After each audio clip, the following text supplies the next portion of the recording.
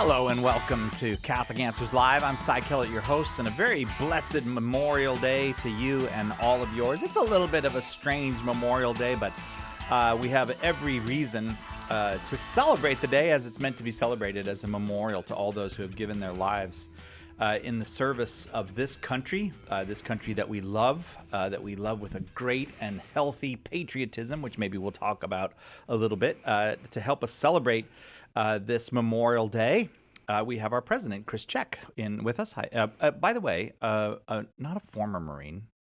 What do you say to Marines? Marine veteran. Marine veteran. Yeah, Marines never let you say former or ex-Marine. Yeah. Marine veteran, Chris Check. Hi, Chris. Hello, Cy. Thanks for having me on. Thank you for being here. So before we start, we're going to do two great hours with military themes today. Good. We're going to do field artillery. The first hour will be field artillery. Right. We're going to do it. We're going to talk. The word parabola will probably come up. Or what kind of words do you use? Is parabola one of them? Sure. Yeah. Sure. We'll throw some math words in because there's math in that artillery stuff. A lot of math. Yeah. And can I tell you, by the way, Cy, the Marine Corps does not have its own artillery school. Oh. When you... So you just shoot them? No. You just fire. Get out there. Get to practice, Marine. Yeah. Just fire that thing. So all Marine artillery men enlisted and officers go to Fort Sill, Oklahoma. With the Army. The United States Army. Boy, they have a lot of money, the Army. They That's what Marines always say. I love it's a 6-month school. Wow. And because one of the reasons is because there's a lot of math involved. Yeah. It's called, and the term is gunnery. Okay. So that's the calculus or the trigonometry really for computing the firing data for the cannons. And there are 3 parts of the solution. One is elevation of the tube, so imagine the up and down motion of the tube. The other is deflection, which is the left to right swing of the cannon tube, and then the other one is the charge, how much powder you put behind the round. So those 3 things together and are part of the gunnery solution, and then as well. Weather, wind speed and direction at various altitudes in the arc of the round. Yeah, because these rounds go, 30 miles or 10 miles? Well, there are, and by the way, I'm not the type of Marine veteran who continues to keep up with the technology. Oh, yeah, they probably, right. They could probably shoot the moon now. I can tell you that there are, just in the location of the howitzers, it's all GPS now. Wow. Whereas GPS was something that you had at the regimental level, and then the survey guys came in and then they left a marker in the ground and said, this is where you are, and then based on that you would what was called lay the howitzers. So because you have to know where they are. Right. In the world, that's the first part of the math. Like time and space are really important. Yeah, see, you thought I was kidding when I thought we were going to talk about artillery. Well, let me ask you this then: as a Marine, as a artilleryman, we celebrate those who have given their lives in the service of this country today. Yes, that's what Memorial Day is. Veterans Day is when we celebrate all veterans. Yes. What is your take on just in general on military service and life in Christ? Because this has been controversial through the entire history of the church. It is. So, and I think it will be until the end of time. Yeah, maybe because there are tensions that are so great there that it is actually something you have to be careful about. Sure, and at the root, yes, there is a reality in the life of the soldier that is scriptural. And it's this: no greater love, right, than to lay down one's life for his friends. So that, I think, is why we are so taken with soldier stories. Yeah. So that's the first thing. When the soldier signs up, he's tacitly agreeing to this. Mm-hmm. And that's an act of charity in itself. It Even is. to sign up to say that I might possibly do this. It is, and it is, and it is an expression of something that is not part of the common discourse anymore, and it's this, Cy, the common good. So when a soldier signs up and says tacitly or is thinking it explicitly, I may have one day to lay down my life, it's not for himself. It's for his comrades around him, right? The men he fights with. But it's also for something greater than he, and that's, the patria. Yeah. Right? So a healthy understanding of patriotism is important here. Well, it acknowledges that you belong to something greater than you. So it is a I mean, this is Trinitarian. Now there, it doesn't apply exactly because I can't say one is greater than the other. But the fundamental unit of our faith, if I can say that, is a community of love. Yeah. It's a community. It's not an individual. Yeah, there's no such thing as an individuals in there is Christianity. Yeah, exactly.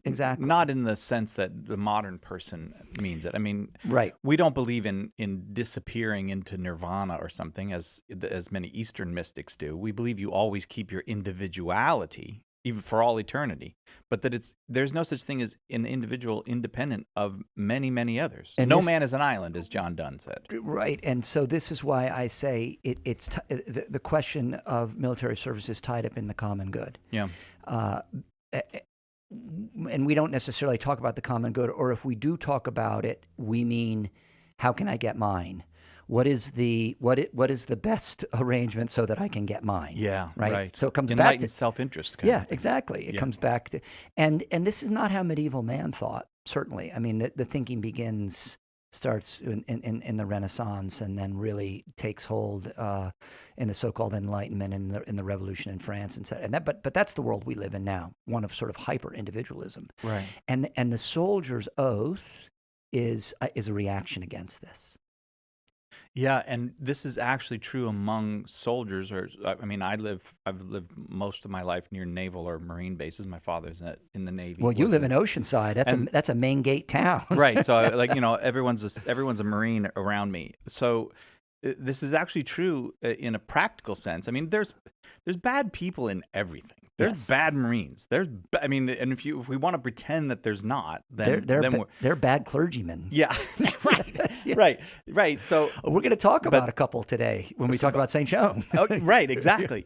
But there really is an ethic of genuine service and of being of good value to others. Self-giving in the military, in the U.S. military. Yeah. You see it. Yeah. Oh no, I agree.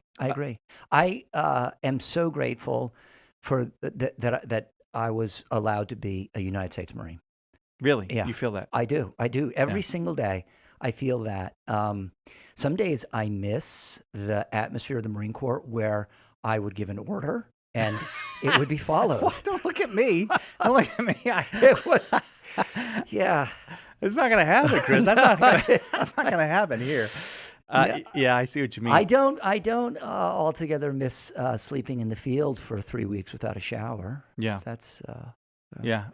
But we also I do miss the smell of cordite, gunpowder. Yeah. I think they should make an aftershave that smells like cordite. You would feel very macho walking around with that on.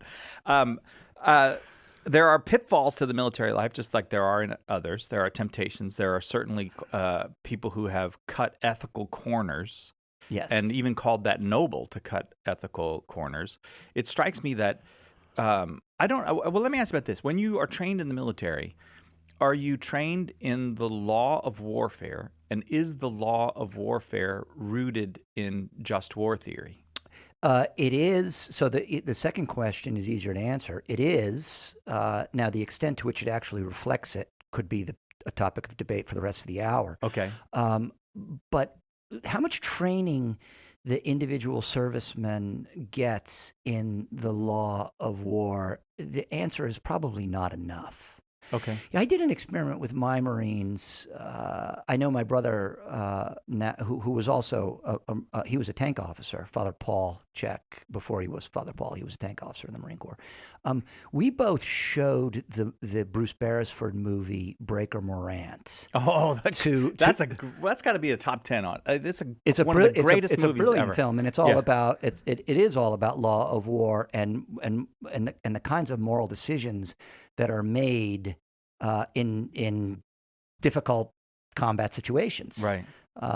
And in any case, always provoked very interesting discussions, because it's very easy in that line of work for ends to justify means, for example. Right. And then it's also very easy in that line of work for, as in the case of this picture, and in fact the real story, it's based on a true court-martial story, of good men being hung out to dry for political reasons. Right. Yeah. But all that aside, Cy, it is a service of the heart, and it's beautifully noble, and I'm very, very grateful. I still have my blue dress uniform and my sword, and I would have to lose a couple pounds to fit inside of it, I think. I don't think so. I tell Jackie to bury me in it, and she says, well, they'll have to slit the seam up the back. It doesn't matter. The only day you got to worry about that is Resurrection Day. Right. I mean, a few minutes of... I think the body that I'm going to get on Resurrection Day, if all goes well, if all goes according to plan. Right. No, St. Thomas says even the damned are beautiful. Oh, okay. Are physically beautiful. Oh, what a relief. So I thank you, I guess.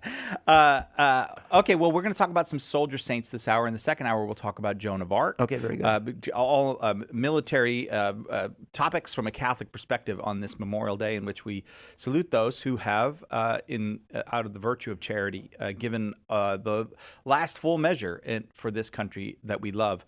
And I feel proud to say this country that we love, because I think the Catholic understanding of it is completely apolitical.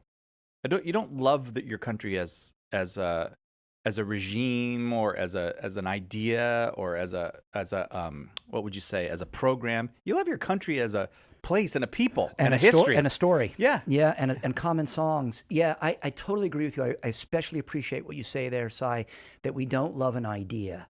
We hear that all the time, the American experiment. Left and right both say that. It's a horrible thing to say. There was no experiment, right? People came to this country for different reasons, right? The crazy Puritans came because they wanted to persecute other sects, right? John Smith and Jamestown, who were before Massachusetts, right? They came because they were great adventurers, and they wanted to make a ton of money. Yeah. Right. There are different reasons people came there, but there is a common tale. It finds its sort of Homeric expression in our westward expansion. There are bad parts of that, to be sure. Sure, right. But nonetheless, there is a common story here, and its roots are Christian. They are. Yeah, there's no question. Right. And I know Columbus didn't come to Virginia, right? But nonetheless, 1492. What is that? It's Christendom brought to the New World. Right. And I have to say, we are going to have to take our first break, but there's something in the American story that is in the that's at the level just of the way people lived, of the habits of life, that are deeply Christian. Because sometimes people will argue like, well, Thomas Jefferson's not a Christian. No, Thomas Jefferson is not a Christian. Right. We can all agree Thomas Jefferson is not a Christian. But do you think that you can get to a Thomas Jefferson without 1,500 years of Christian society coming up with ideas like inalienable rights, for example? Sure. I think that he stole from the priest Suarez. And yeah, exactly. I would say classical Christian society, because all the founders knew that their political theory first finds its expression in Greece and Rome, and then of course it's baptized, or Christianized in the Middle Ages. But you're right; they're products of that. Yeah, independent of the crazy Enlightenment ideas that influence them as well, and influence some of our founding documents, especially the Declaration. But nonetheless, you have Saint Thomas Aquinas and Thomas Jefferson have a great deal in common. I hope they still do, if you know what I mean. Oh, amen. Yeah. No, they're up there talking about. Well, I know Thomas Aquinas is. I'm just teasing. They're talking about how every healthy society needs to be rooted in the agrarian lifestyle. Yeah, right. People separated from the land stop being human. They do. All right, we'll take a quick break and we'll come back and we'll talk about military saints in the Okay. history of the Catholic Church on this Memorial Day. This is Bishop Chad Zielinski from the Diocese of Fairbanks of Northern Alaska, and you are listening to Catholic Answers Live. Underwriting for Catholic Answers Live is provided by Real Estate for Life. Real Estate for Life connects home buyers and sellers to real estate agents while supporting pro-life organizations. On the web at realestateforlife.org. Raymond Arroyo. Part of the success we've had on the world over, I attribute to the audience, my relationship with Mother Angelica, and her teaching me that when you sit with someone, you talk to them, and you create an environment where they will tell you things they wouldn't tell anyone else. That ease, that humor, that warmth, she gave me that, and that's what I try to impart and make a part of every interview we do on the world over. The World Over with Raymond Arroyo, Thursday, 8 p.m. Eastern on EWTN TV and radio.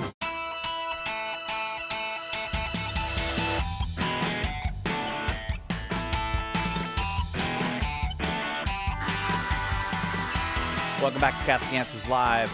I'm Cy Kellett, your host. It is Memorial Day, and thank you for joining us for this Memorial Day. In the U.S., this is a day where we commemorate our fallen, those who have given their life in the military service of this country. And different countries, different days around the world, but you'll understand whether you celebrate Anzac Day or I don't know what the other days are around the world, but you'll understand what we're celebrating here. But there's also another element to Memorial Day, which I think is fine myself. I don't take any offense at it. We eat hot dogs, and we start summer here in the United States. That one dude eats a lot of hot dogs. Is that on Memorial Day? I don't think that they're Nathan's hot dog thing? Yeah, that thing that they do it on Coney Island. Yeah, but I don't think that they're doing it this year. I don't think to do it on Zoom. Yeah. Oh, I'm really gonna miss it. I mean, people gorging themselves on hot dogs. That's a delight that I'd be sorry to miss. But okay, so we're talking about military saints then in the history of the church. I think the only person in the Gospels who actually calls Jesus before the resurrection the Son of God. No, I'm probably wrong on that. But one of the few is a centurion standing at the foot of the cross. It's truly this one, which is John Wayne, by the way. Do you know what I'm talking about? He's in the movie? Yeah, he's truly, this was the Son of God. He does the whole John Wayne thing. I thought it was a great choice because he is a Roman centurion type. Yeah, I don't know if I've seen that picture. Which one is that? Is that the Zeffirelli? Or No. Before that. I'll have to think about it. I'll have to remember which one. Oh, no, I can't remember. Well, I know my brother, and as you know, he was a Marine as well. One of his favorite passages in the Gospel that he likes to come back to is the conversation between our Lord and the centurion, which is about authority. Greatest story ever told, 1965. Okay, very good. Yeah, another Italian made that picture, right? Well, they're just really good at it. Yeah. You say it like it's a bad thing. They're really good at it. I like those Italian. I'm pro-Italian. I'm pro-Roman. The man under. I'm a man under authority, right? The centurion. Yes, right. In his That's conversation right. with Jesus. Yeah. So even John the Baptist, when a soldier asks him, what should we do? Don't be a bully. Yeah, and be happy for stop your pay. stealing people's money and don't be a bully. Yeah. So soldiering is treated as noble in the New Testament, certainly in the Old Testament. Yes. It's not unproblematic anywhere. But nothing is unproblematic. I mean, but and the church has always tried to find a way to make it work. Can I say it that way? Yeah. The Crusades are a great example. All right. The Crusades come into existence for a convergence of historical and religious reasons, but one is to redirect the energies, if you will, sometimes brutal, of men of war, which is men of work, men of war, men of prayer, in the Middle Ages, to redirect their energy towards a higher purpose. Yeah. Yeah.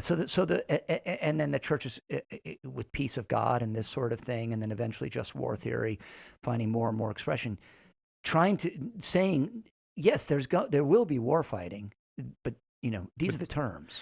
And this is something people have forgot about the medieval time, the peace of God, the truce of God, these long efforts by the church to civilize warfare so that it wasn't just robbery and brutality. Yeah. No fighting on Sundays and holy days. Yeah, people remember the Crusades as if somehow the church is a criminal in the instance of the Crusades, but forget centuries of trying to basically take what were savages. Yeah, I mean Vikings, Franks and Normans. Yeah, I mean people who say, just stop it. a couple of generations before had been living in the woods. Yeah, I mean, right. Yes, exactly. So, who have you picked out for some exemplary soldier saints? Let's take two who were big with the Crusaders. Okay. Saint George and Saint Demetrius of Thessaloniki. Okay. And you often see them depicted together. And they're both Eastern saints. Now, interestingly, George had a cult or following, if you will, in the West from early on. In fact, we find shrines to, he's the patron of England. Yeah. They just celebrated his feast. It's in April. The Anglicans kept him as a patron. Yeah, right. They got rid of a lot of other things, but let's keep St. George. But they, so we do find shrines to St. George in England that predate the crusading period, but St. George and St. Demetrius of Thessaloniki and St. Sebastian is another one.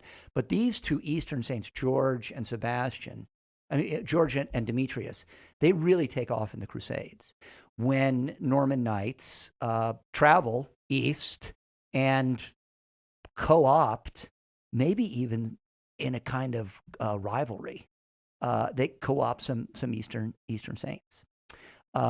So George is one that everybody knows, and we have the most common version comes to us from a book from the 12th century called the Legenda Aurea, or the Golden Legend. It was written by an Italian Dominican, and 12th century. And he, I've forgotten his name just now. I'll think of it. He's a blessed.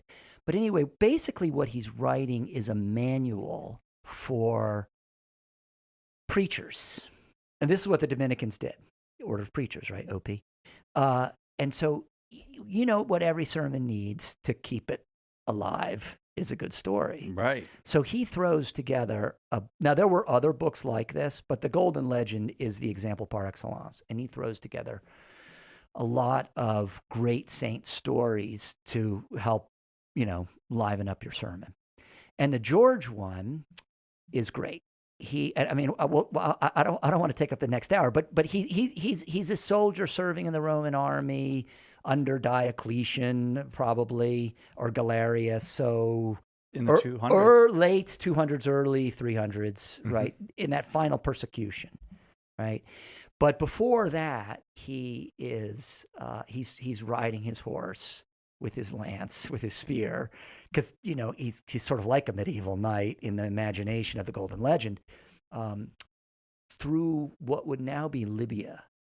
And of course, he encounters the young maiden who is sitting out on the edge of town in tears.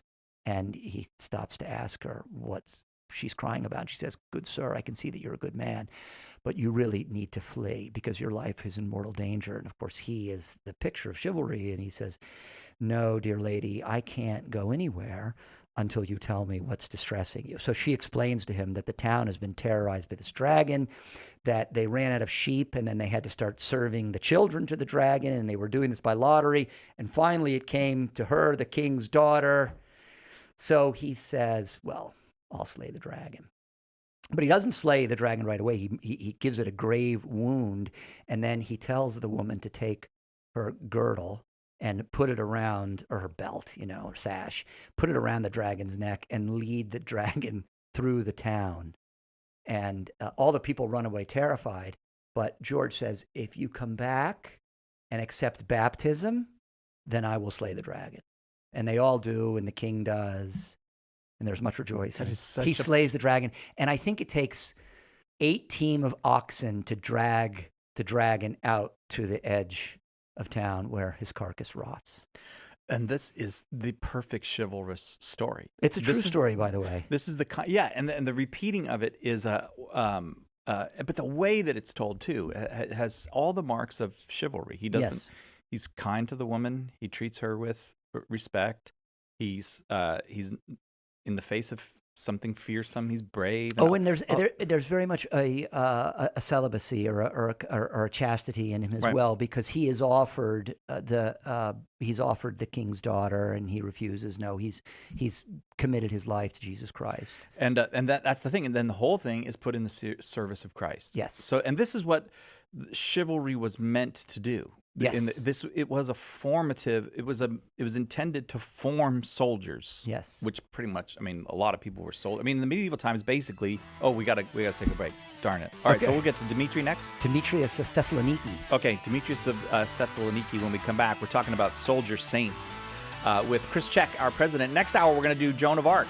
We're doing the military stuff because we're honoring the military, especially those who have given their lives in the service of this country on this Memorial Day. Right back with more of that right after this on Catholic Answers Live.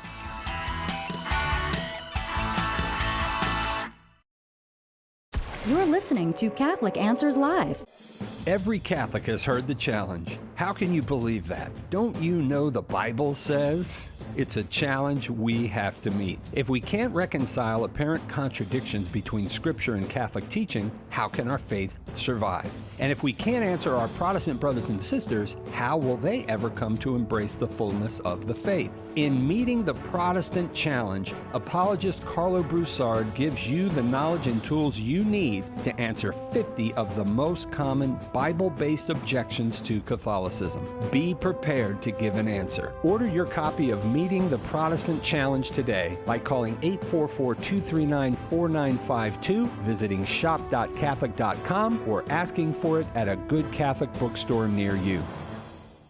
Many Catholics ignore the Bible. They say they have the Church instead. But we should embrace sacred Scripture, not just as the revealed Word of God, but as a Catholic work, intimately connected with the Church from the earliest centuries. In The Bible as a Catholic Book, apologist Jimmy Akin shows how the Bible cannot exist apart from the Church, in its origins, in the truths it contains, in its careful preservation over the centuries. Scripture is inseparable from the Catholic faith. This is fitting, since both come from God for our salvation. If you're a Catholic who sometimes gets intimidated by the Bible as a Catholic Book will help you better understand and take pride in this gift that God gave the world through the Church. After all, Catholics are the original Bible Christians. Order your copy of The Bible as a Catholic Book today by calling 1-844-239-4952, visiting shop.catholic.com, or asking for it at a good Catholic bookstore near you. Miss a show? Make sure to catch up by downloading the podcast, available online at Catholic.com.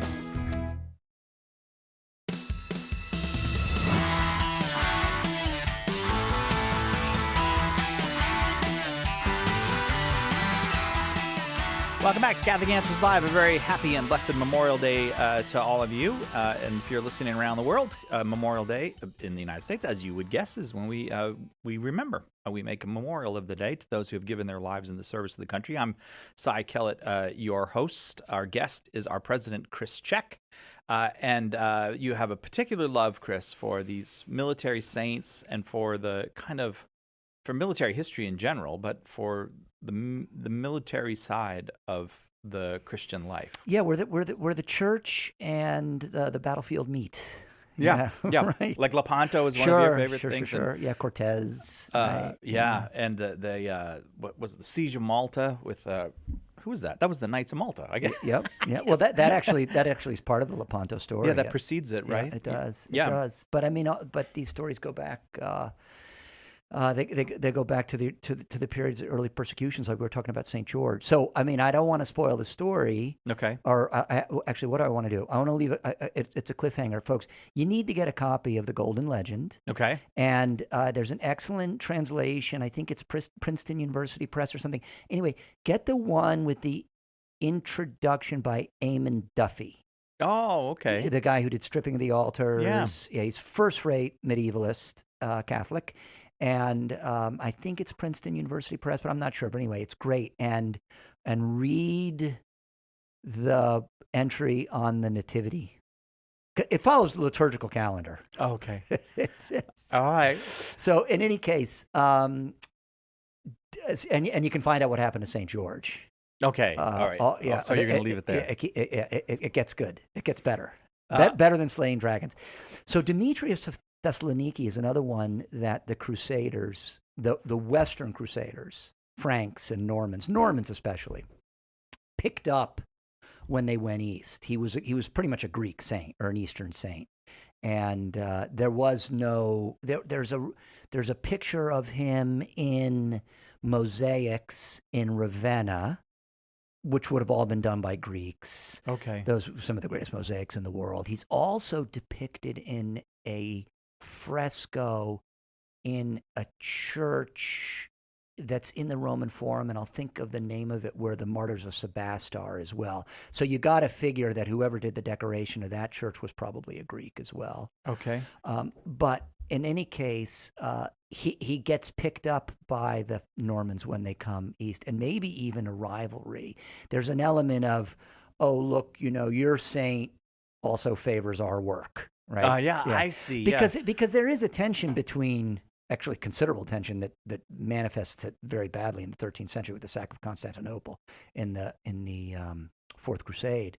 But there's a tension between East and West throughout the whole crusade. Sure, right. So that you could see some kind of. So what is Saint Demetrius? Demetrius is also a martyr of that final persecution, and he gives there's a Roman prefect or judge whose champion is a Goliath-like figure, and he is watching the games. They have this soldier Demetrius, who has been preaching Christianity among the troops, and they bring him to this prefect to be killed. The prefect says, "I'm sorry, I'm watching the games right now. My champion is about to fight, but no one will fight this man. He's a Goliath-like figure." And there's a young man who volunteers, and Demetrius gives him a little blessing. And of course, he goes and slays this fellow. Oh, okay. So now the prefect is very angry, and the martyrdom of Demetrius is protracted for several days, during which many are inspired to become Christians. That's the short version. All right, but Demetrius does most of his wonder working centuries after he's dead. So he becomes the patron of Thessaloniki, which is in northern Greece, and he protects that town from one barbarian invasion after another. And there is a secretion of kind of a holy oil that comes out of the pillars in the crypt of the church where he's buried. The church where he is buried, or was said to be buried, was interesting. When the Ottomans came and took over Greece, finally, they turned it into a mosque. And I should say, finally, when it was restored to Christianity in the early part of the 20th century, so 1915, 14, something like that. Wow. It served as a Christian church for just a very few years before it was destroyed in a fire. Completely rebuilt and restored in the 40s, something like that. But the holy secretion, the secretion of holy oils, has stopped. But miracle after miracle of protecting the town from barbarian invasions. And do you think that part of, certainly we've talked about this, part of the idea of the promotion of the Christian saints, of military saints, is certainly throughout the medieval period, and I'm sure in the modern period as well, they help to kind of teach the soldier how to be a soldier in a moral and Christian way. Yeah, military life doesn't necessarily promote, how can we say, some of the more gentler virtues. Yeah, right. Right. So, and then as now, chastity, of course, you can imagine, is not something highly valued by soldiers. And among these soldier saints, you have examples of purity and chastity. Absolutely. Right. Yeah. Okay. Yeah. But do you think there's also the complete sacrifice, the total courage, the total sacrifice?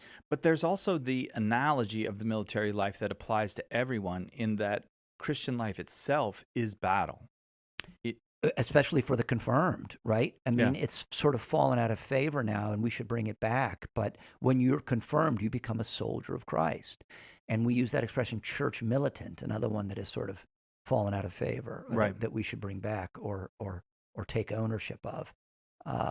But you're right, it is battle. It's self-mastery that makes George and Demetrius great soldiers. Yes. And that's exactly what is needed to be a great Christian as well. And in the case of Sebastian, for example, another great soldier saint, this one from Rome, so from the West, it's a how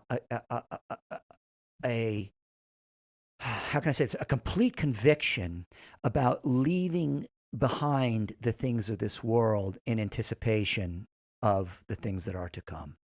And that's the theme of the Sebastian story, which is also in the Golden Legend. All right, let's hear about Sebastian. Well, he's a soldier or an officer probably with the command of maybe 500 men in the Praetorian Guard, or in the household of the emperor, anyway, in Diocletian's house, and you know what's interesting about Diocletian early on, he had many Christians in his household, and it's his number two Galerius who starts whispering in his ear, saying, "I know these Christians are a problem," and brings Diocletian to the dark side. But really, he was a great politician. But in any case, Sebastian is preaching Christianity in the emperor's household, and he finally gets called out for it. They attempt to kill him a number of ways. Finally, they shoot him full of arrows. They leave his body in a sewer so that the Christians can't find it, but one of the Christian women does. He comes back to life. He reassumes his post there, in the doorway or in the stairwell, waiting for the emperor to come by so he can scold him again and scold him for persecuting Christians. But in other elements of the story, he's a great encourager of Christians who are themselves about to be martyred. Yes. So there's one case where there's a family of Roman people of the senatorial class, propertied men who have decided to become Christians. I think it's two brothers, and their mom comes to them, and their dad. You sort of think of Thomas More almost, with his family coming to him, say, "Come on, just sign the paper," right?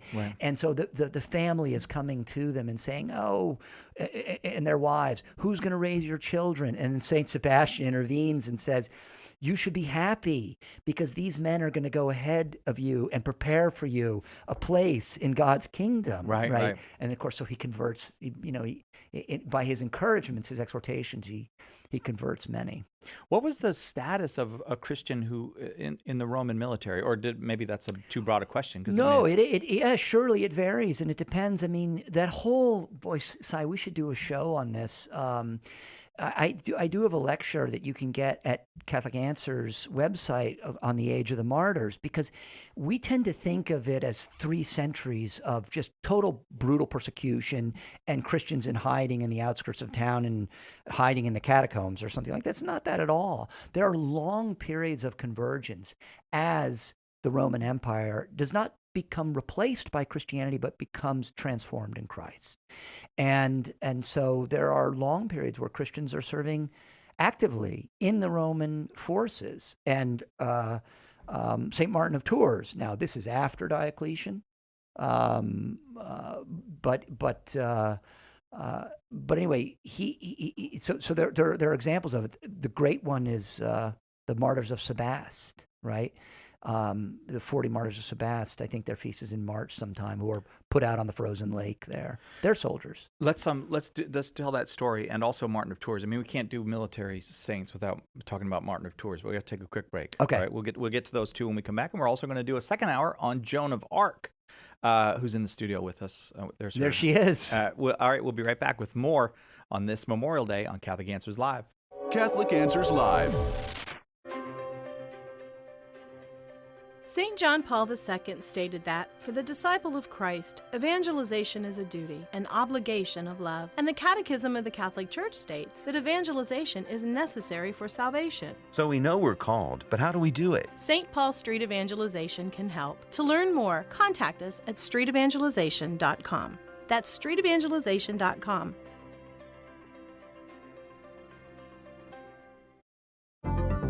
Homeschool Connections, an online provider of courses for your Catholic homeschool, is a sponsor of Catholic Answers Live. Homeschool Connections website is homeschoolconnections.com. Want the latest pro-life news? Want it delivered? Sign up. It's free. EWTN Pro-Life Weekly, your source for everything happening now in the fight to protect the sanctity of human life. New episodes delivered every week to your inbox. So if you really want to know, sign up today.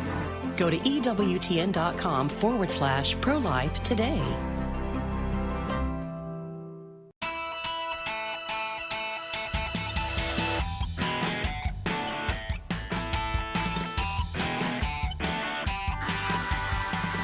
Welcome back.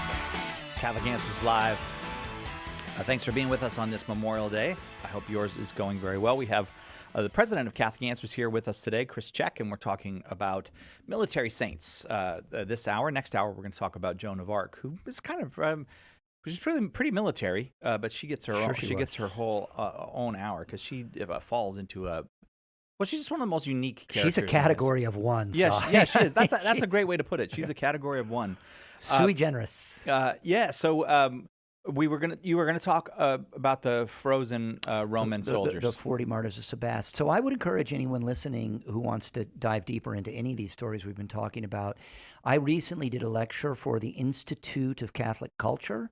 And it's called something like Martyrs, Miracle Workers, and Dragon Slayers or something like that. And I talk about all these in a little greater detail and also bring out a particular point or lesson on each one. So go to Institute of Catholic Culture and just search Christopher Check or Martyrs, Miracle Workers, and Dragon Slayers, and you can watch the lecture for free or listen to it. But the 40 Martyrs of Sebastian, I'm going to get some details wrong here. I think it's St. Basil where we first see this story. They're out, on the Armenian frontier, so Asia Minor. This actually takes place after Constantine has declared Christianity legal, but he doesn't control the whole of the empire. His war with Maxentius, is still underway. And so they're out in Asia Minor. There are 40 of them serving in the Roman army. They're hauled before the judge because they refuse to burn incense. I mean, that was always the test, right? Right. Burn incense to one of the Roman gods. The Romans would, they were kind of syncretists. They would say, you can have your Jesus. We don't really have a problem with that. You just can't say he's the only one. Yeah. It was Christianity's singular claim that the Romans couldn't tolerate. And that's rooted in a civic fear of impiety, really. Yes, the idea exactly. That if you don't worship the God of this town or whatever, then he's not going to like us, and things are going to go badly for us. It makes a lot of sense. It's in Plato also, right? And it kind of informs the Inquisitions, if you will. Yeah. But in the case of the Romans, they were wrong. They had the wrong God, and you can't say there's another God. That's the first commandment, right? By the way, yeah, I know. That's number one. Yes. So they won't offer incense, and they are hauled before the magistrate. He offers them promotion. He tells them how they're going to disgrace their families, but to a man, they're adamant. So they're bound by one chain and put in a jail cell, and they write a letter to their family and to the Christians of the community. There's a little detail in there that just makes you totally believe the story. And they tell the Christians of the local community, don't fight over our relics. So you just know this is a true story. So they are dragged out to the middle of a frozen lake, and there's fires and warm baths that are set up on the bank of the lake to try to tempt them. But as Monsignor Ricciotti says in his book about the Age of the Martyrs, he says, but they would have to deny the unseen Christ standing there on the bank or something like that. It's beautiful. Yeah. Well, one of them does fail, And he runs to the bank. They plunge him in a bath, but the shock of the warm bath kills him. Oh, it's very tragic. But a Roman soldier standing on the bank is inspired by their heroic courage, and he declares himself a Christian. He strips off his clothes and runs out there on the ice, restoring their number to 40. 40, yeah. And they all die. The last one who dies, I think, is named Meliton, and he dies in his mom's arms the following morning. But absolutely heroic tale. And so we cannot gloss Martin of Tours. Oh gosh, so there's tell no us the story of Martin. Well, we're going to talk about France in the next hour. There's no France without Saint Joan. There's no France without Martin of Tours. I mean, this man is responsible for the conversion of Tours. But what I want to tell you about him, and everybody should get a copy of his hagiography, and I have to squint here. Sulpicius Severus, who was his contemporary, wrote his hagiography, and it's about 40 chapters. And a chapter here is, I don't know, a couple pages. And it's one miracle after another. And they're all attested to. There's a contest with some pagans where he tells them they have to chop down this tree because they've been saying a pagan spirit's been living in it. Say, well, no, he went and destroyed all these temples, pagan temples, with his hammer, and St. Martin's hammer. And they say, okay, fine, we'll cut down the tree, but you have to stand here in the path of where it's going to fall. So Martin says, fine, and they chain him there. Well, as the tree starts to fall on him, it spins like a top and falls in completely the opposite direction. The whole book is full of wonderful stories like this, and they're all true. Right. But what we have to know about Martin, many things, of course. There's no France without him. There's no Christianity in France without him. But when Severus is writing this, what's he doing? He's creating a new martyrology for an age, because this is early 4th century, for an age in which there are not no martyrs, more martyrs, strictly speaking. Now, the perfection of this model comes about 2 centuries later in the dialogues of Gregory the Great.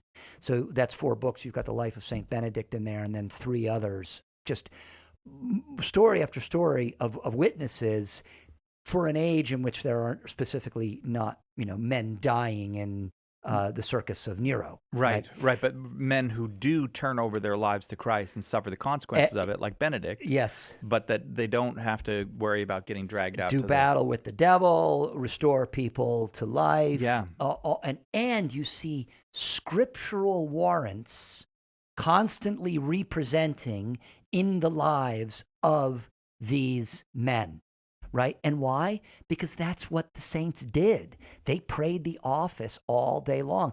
Their constant life was praying the scriptures, right? Not reading them, praying them, offering them, right? Which is very clear in the Old Mass, especially how the scriptures are offered, right? So praying the scriptures, and of course, we would expect to see scriptural warrants reapers. So we see people brought back from the dead and miraculous flows of oil and all kinds of things like this. But get that Severus life of Martin of Tours. It's an absolute delight.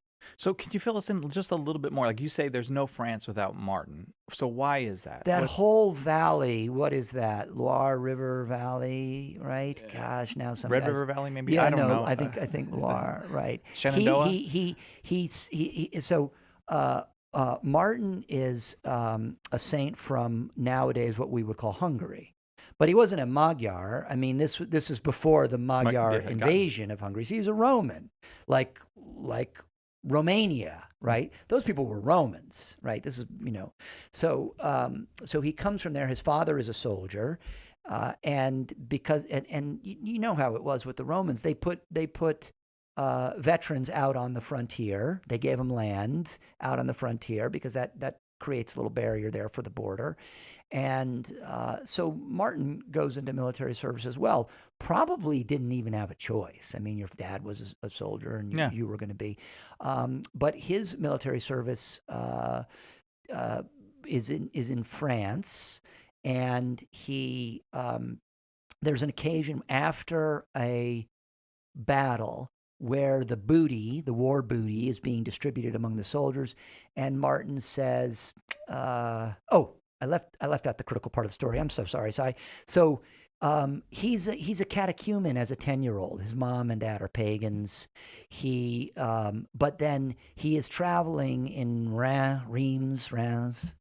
Does French? Yeah. So anyway, don't look at me to well, we'll come to that when we talk about St. Joan. Yeah. So you better know how to pronounce it by the next hour. Sorry. So anyway, he meets the beggar at the gate.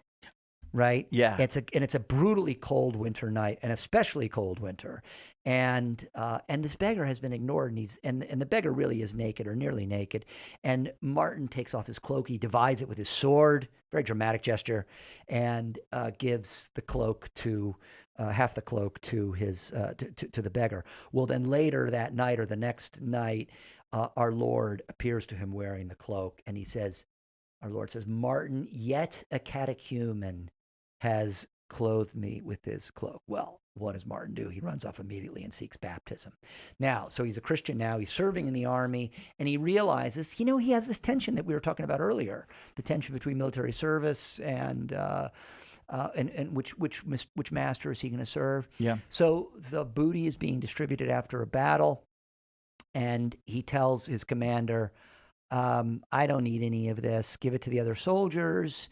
And by the way, I can't really serve in the armed forces anymore. In the Imperial Army, I'm going to go serve Jesus Christ." And the commander accuses him of cowardice, and he says, "Look, tell you what, tomorrow in battle, I'll go out on the front line, and I won't bring any weapons with me. So there'll be no question of my courage." Okay. Now, as it turns out, there's a negotiation with the barbarians, and there is no battle, but the commander admires his courage, sets him free.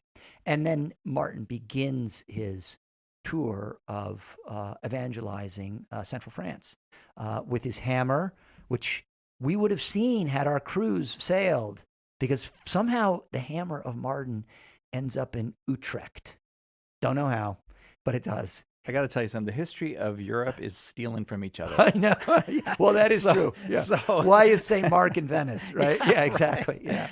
So, but anyway, so he goes down, he knocks down all the pagan temples, and he starts sending up Christian shrines, monasteries everywhere. Right. And he's the inspiration for one of my two favorite schools in the world, St. Martin's Academy in Fort Scott, Kansas. Yeah, how they doing there? They're still building. They are doing well. Dan Kerr, my dear friend, who's one of the Troubadour Tuesdays with Troubadours, and a great school for boys. The other one is St. Gregory's in Pennsylvania. Well, that brings me to the point a point about you that I want to. That part of, I think, what attracts you to these military saints, I want to say, is you are concerned that boys, young men, are not being inculcated with the chivalrous and Christian values that has been the tradition among Christians, and are being, they're afraid to get married, for example. They reach their 20s. And I know you always tell young men when you speak to them, get married. I just was on the phone with a fellow the other day, that guy, that man who just did that beautiful picture for us of the Crusader. And it was like the first thing I asked him. So tell me about yourself. Are you married? Yeah. Yeah. So what do you think it is? Like Martin of Tours, like, for example, a guy like Martin of Tours or St. George or all these other saints that you mentioned, they do, their military virtue has a male appeal. I'm not saying that they don't appeal to women. I mean, just as women saints appeal to men. Right. But they call forth something in men that I think is part of your agenda in life, to call forth in men. Virility. Right. Well, but let's look at that word, vir, which means man, but it's the same root as virtue. Mm-hmm. And if you were to read Machiavelli's discourses on Livy, the great historian writing in the age of Augustus, trying to recall all the greatness of the early Roman Republic, that greatness that overcame Hannibal in the Second Punic War. What does Machiavelli say that the Romans had? Virtu is the word, virtu, virtu, and it's just this, willingness never to quit. Right. Just constantly, and so virility, right? And all of us sigh every single day. I have experienced more days than I care to in the midst of this craziness that we're enduring right now. Trying to keep the staff motivated, whom I see on computer screens and things of this nature. But men, you can't stop. You got to get up every day and grab it. Yeah, right, right. And in the name of Christ. Yes, that's precisely. what these saints show us. The Golden Legend was a book you mentioned? Yes. And Get the introduction, the one with the introduction by Eamon Duffy. All right, and we'll continue with our conversations for Memorial and the today. hagiography of Martin of Tours by Severus. We'll move to St. Joan. As Chris said, one of a kind, St. Joan. She just doesn't.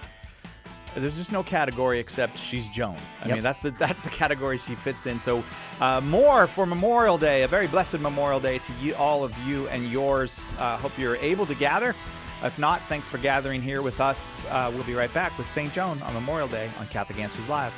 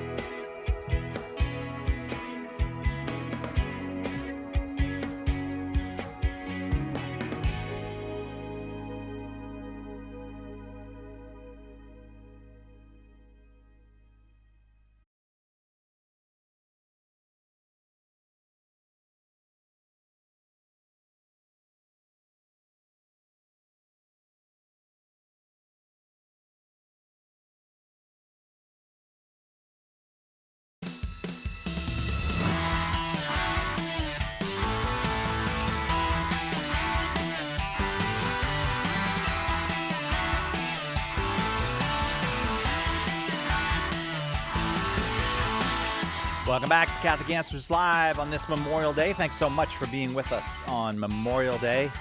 Hope it's a great one where you are. In the United States, it's we get the feeling that summer starts on Memorial Day, ends on Labor Day. I don't know why we do that, but that's how we do it, and I insist upon it. As a matter of fact, if it was up to me, school would end. Well, there's no school this year. I don't know, but I guess I should just end that sentence right there. If it was up to me, school would end. No, nobody would go to school and never come back. Yeah, right. But I have some negative childhood associations. with school, Cy. God, boy, let's see how many people I can irritate here. I think the worst thing you can do to a boy, especially, is make him sit at a desk for 6 hours a day. Yeah, that's why I like Dan Kerr's school so much and Gregory the Great. I mean, stuff and yeah, they are. They're doing boy things. They're like trapping badgers and raising cattle. Yes, or whatever, and memorizing poems and learning Latin. Yeah. Yep. Yeah. What's going to happen to them? They're going to be healthy and educated boys when they're done. Yes, exactly. And you know we can't have that. You know what they're not doing, Cy? Electronics. They're not looking at screens. Yeah. Nope. Yeah. Well, they're better than me then. Better than I. I thought you were an English major. Oh, that's right. You're right. You better hope my mom. That is all. She'd be really upset with that. Oh my gosh, she's a linguist. She has a master's degree in linguistics. She's constantly correcting grammar. Yeah. Where do you think I got it from? Yeah, I don't know. I feel like in the age of Twitter, I've given up. I gotta stop that. I will elevate the level of the discourse, especially because we are talking about one of the greatest people in human history. Yes. As a matter of fact, Mark Twain says something like that. I think he said the greatest person in human history. Yeah, he does in the introduction to his book. I don't know the exact words, but it's something along those lines. His book, a novel about Joan of Arc, often thought of as his worst novel. He said it was his best novel. Yeah, he loved it. I know he is wrong, by the way. You don't think it's his best novel? Oh, Huckleberry Finn is in the top 5 American books, if not top 3. Yeah, it's hard. Yeah, I guess if you've written Huckleberry Finn, it's kind of hard that any of your other books. I mean, it is the great American novel. I mean, but can we actually start with Twain here, because it's interesting how that all happened. Yeah, because first of all he's an anti-Catholic. He is very derisive. It's not even clear that he's a Christian. Oh, he's definitely not a Christian. Yeah. I think it's clear that he's not a Christian. He's kind sort of an H.L. Mencken kind of figure. Not as bitter as Mencken, but self-loathing Southerner. Very funny man, you know. But when Twain was a teenager, what happened? Quicherot, or Quicherot, however you say that, the French linguist, anthropologist, archaeologist, I don't know, whatever historian, goes and gets all of the trial documents and all of the rehabilitation documents from St. John's trial and rehabilitation. I don't know how many volumes this is, size it 20 volumes.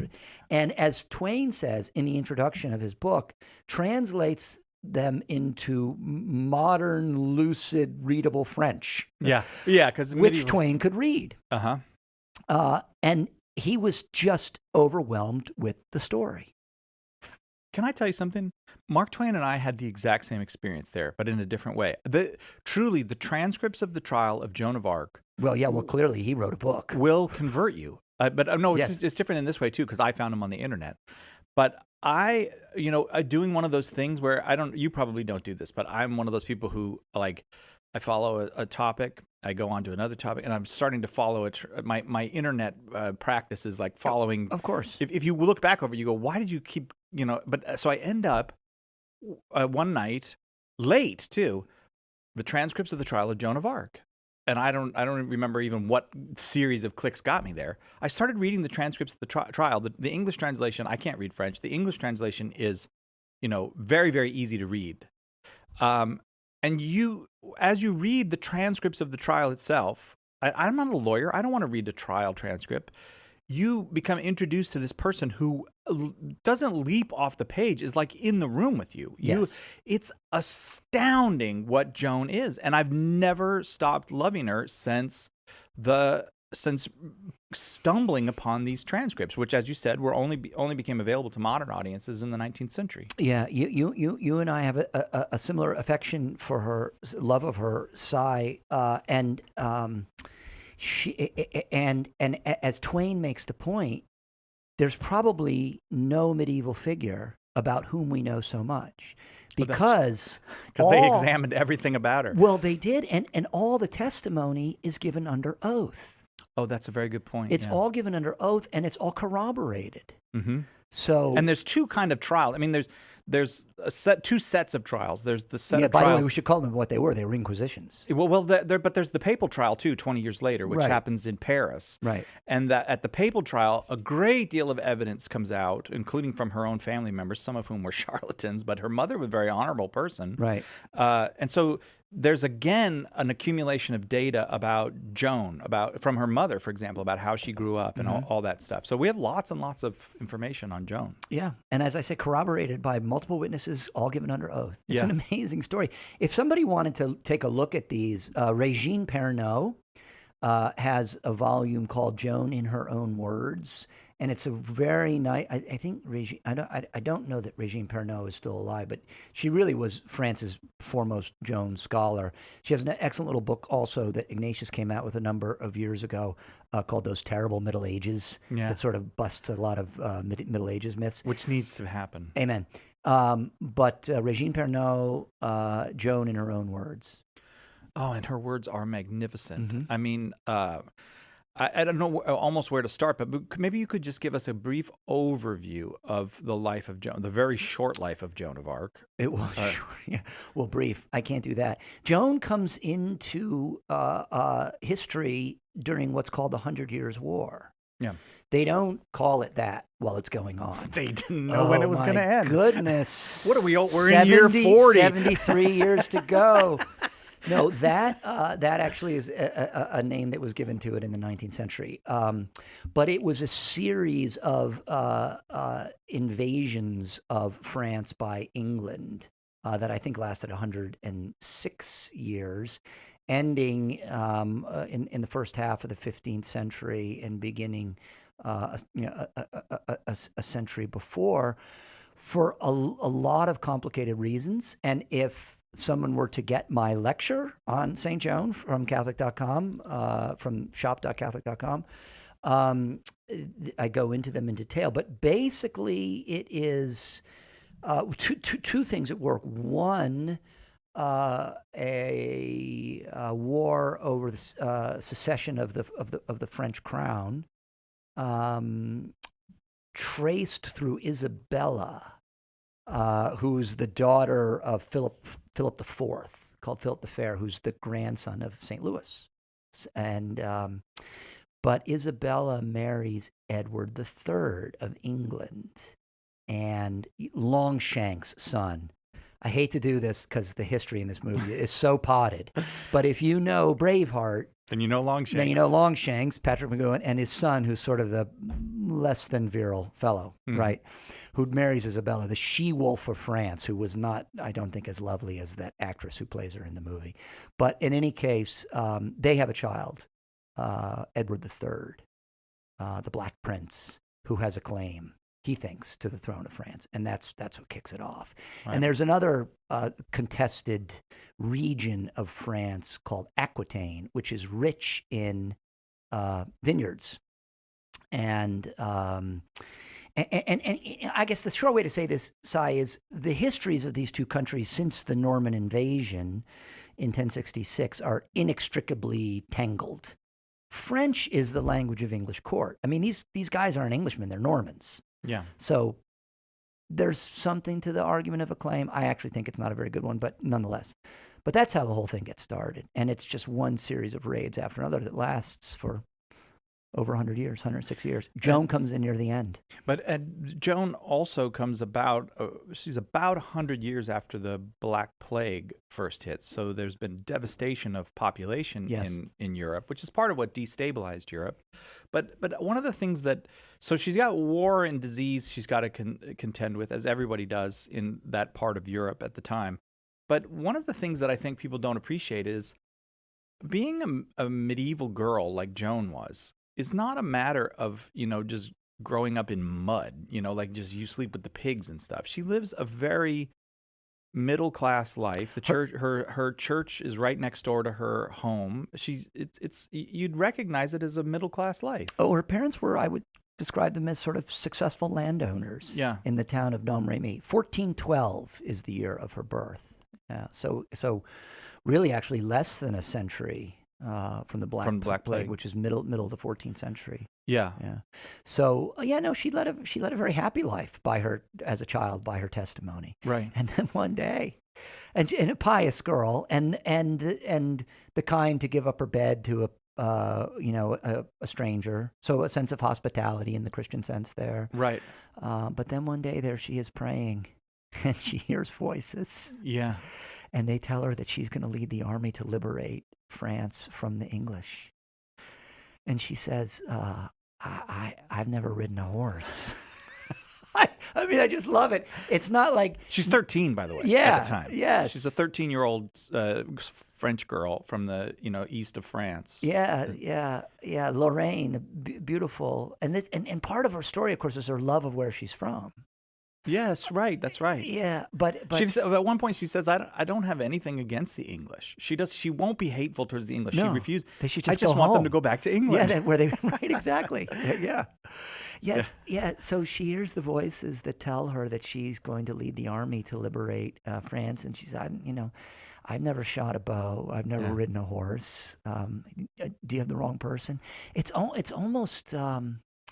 There's something, Father Thurston, many years later, in writing the entry on her in Butler's Lives of Saints, says there's a quality in her like Our Lady. She doesn't get it entirely, no, but she says yes anyway. Right, an age very much like Our Lady. Yeah, as well. Exactly. Right. And later, I got to go to the break. But of course, in the modern era, when you hear 13-year-old girls hearing voices, people go, "Well, she's a schizophrenic, or she's has frontal lobe epilepsy, or something." Right. And the only thing you can say about that is no, that is not what happened to Joan. She is so clearly not a person suffering from any mental illness. No, she doesn't behave in an erratic way. No. She behaves with a sense of purpose. In every room she's in, she's the most lucid person. Yes. Always. Yes. There's never a time where Joan is not head of the class as far as clear-headed, understands what's going on, right. Is communicating better than everyone else. Yep. No, did you not understand what I said? This is what we're going to do. Yeah. We're gonna take the Dauphin to a round and get him crowned. But the other thing that is said about Joan, and I think maybe Margaret Mead had something to do with this, I can't remember the social scientist who did, is that she was a witch, and she was actually part of a persecuted minority sect of witches because the Catholic Church was run by men, and it was afraid of feminine power and all that. And sometimes she's lionized by contemporary feminists for that reason. We'll tackle that. Is that what Joan was? When we come back right after this. You're listening to Catholic Answers Live. St. Paul's street evangelization isn't like other evangelism you might have seen on the streets. We don't yell, and we don't force anyone to pay attention to us. Instead, St. Paul's street evangelization is committed to presenting a positive, passionately Catholic presence to a world hungry for truth. For more information or to start a chapter of your own, go to www.streetevangelization.com. That's streetevangelization.com. It's time to do our part. The leading Catholic voices are on EWTN Radio. We talk to audiences all over the world. One thing I've found out is everybody in the whole world has the same set of questions. They live the same human life. They all want meaning, they all want love, they all want significance, they want forgiveness. That's the most fascinating thing to me. The same answers work wherever you are throughout the world because we're all children of God. Call to Communion with Dr. David Anders, tonight, 11 Eastern on EWTN Radio.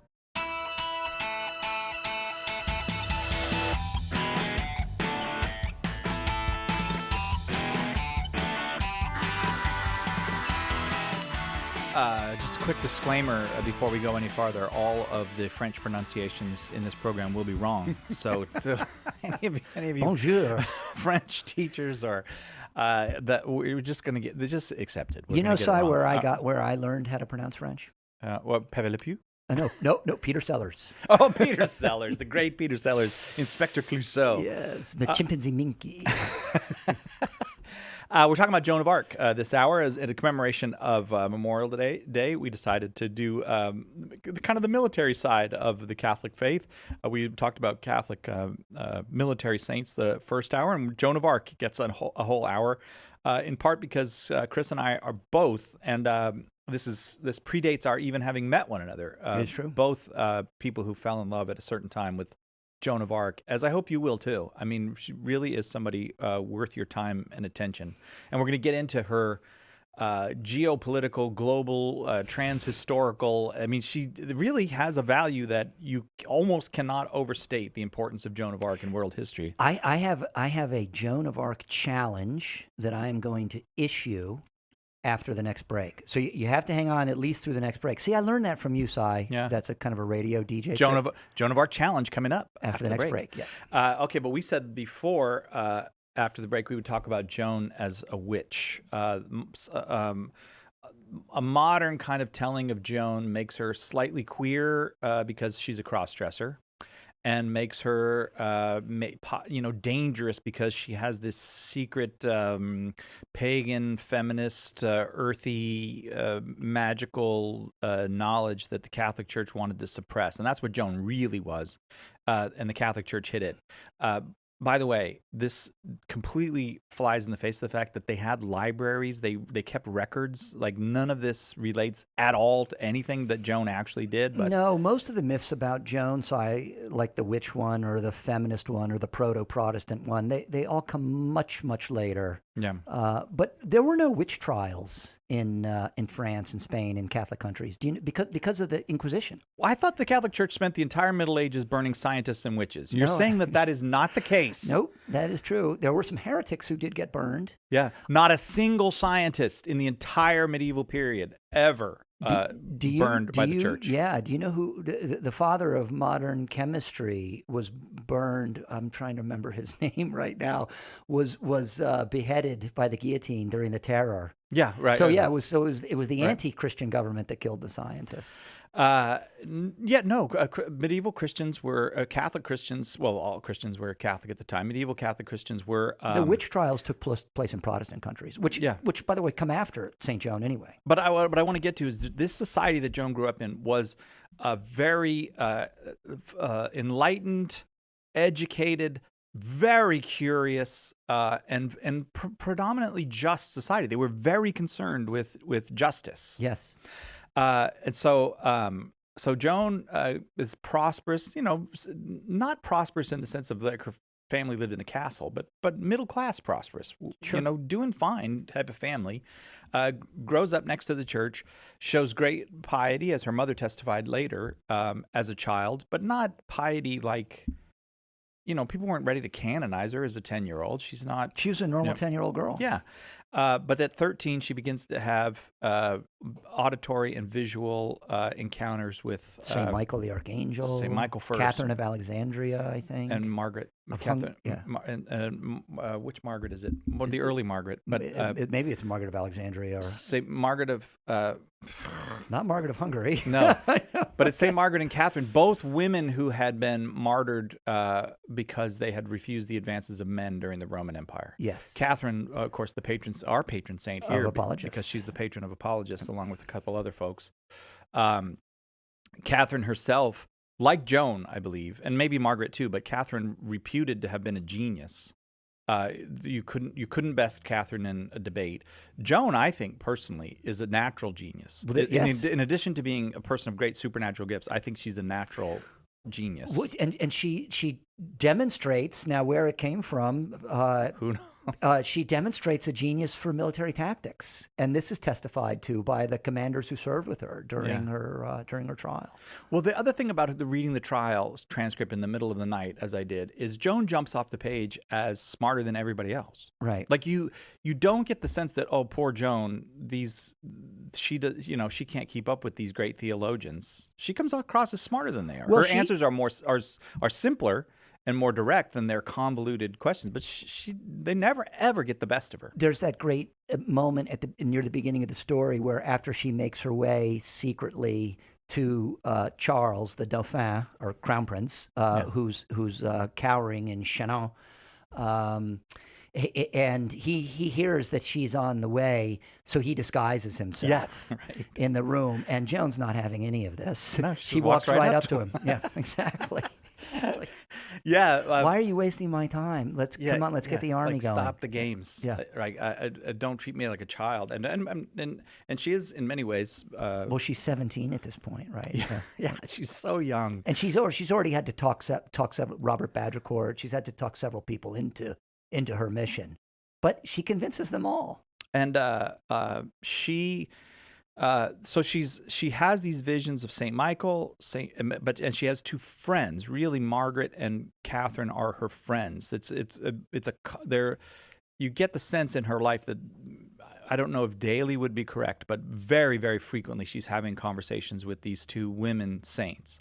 I myself look at the story of Joan, Catherine, and Margaret as something very gentlemanly in regard to Christ, in that he sends this poor, I mean, not poor in monetary sense, but who's going to suffer a great deal, Joan, feminine companionship of these great martyr saints, women who went through exactly what she's going to have to go through, assaults on her chastity constantly, assaults on her person constantly. And he doesn't, this is my understanding of it as a Christian, that Christ is, he's not asking this young girl to go and live with men in this very masculine, very dangerous place and alone.